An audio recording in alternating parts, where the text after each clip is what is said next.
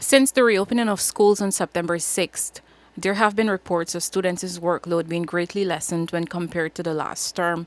A parent on the east coast of Demerara said her child, who is in grade 5, only attends school 1 day per week for only half a day.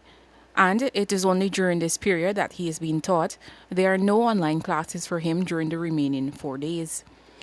During an interview with the newsroom on Tuesday, Minister of Education Priya Manickchand was asked if there is any provision for students to be taught as teachers continue to be locked out due to the new COVID-19 measures, which mandates unvaccinated teachers to present a negative PCR test before entering the school.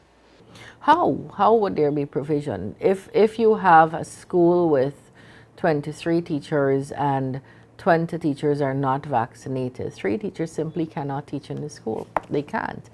According to the minister, the ministry also found that many students do not benefit from online learning.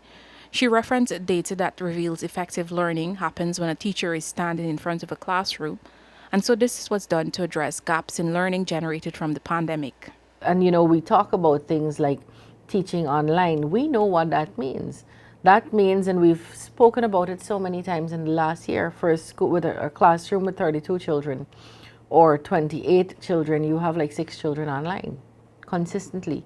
So it doesn't mean anything. It makes for a great headline and it could trick us all into believe we're teaching, but the learning loss has been very evident. Since the reopening of primary and nursery schools in Guyana for face-to-face learning, over 22 schools have been closed due to teachers, pupils, and other staff testing positive for COVID-19, Minister Manickchand revealed. Yes, we've had more than 22 schools closed and some reopened. So they're different. There's a protocol that is put out, and it's all based on science. Depending on who is positive and how engaged and how much they interacted and with whom on the staff or parents or students, that would determine what we do. Initially, there was a lot of panic closing that may not have been absolutely necessary, so we're reevaluating. And we don't do that alone. We do that with the Ministry of Health, and they advise what needs to be done in particular circumstances.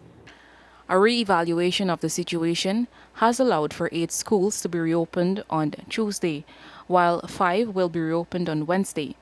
While the minister revealed that pupils, teachers, and other staff members would have tested positive, she could not provide a breakdown of the cases. In the meantime, schools will remain open to continue to engage children. Minister Manickchand said this is necessary to prevent further learning losses. Last week, Manickchand revealed that approximately 1,000 children in primary schools have dropped out as a result of the pandemic and closure of schools for over a year. Others in the secondary level have reportedly dropped out too. Reporting for the newsroom, I am Isanella Patoir.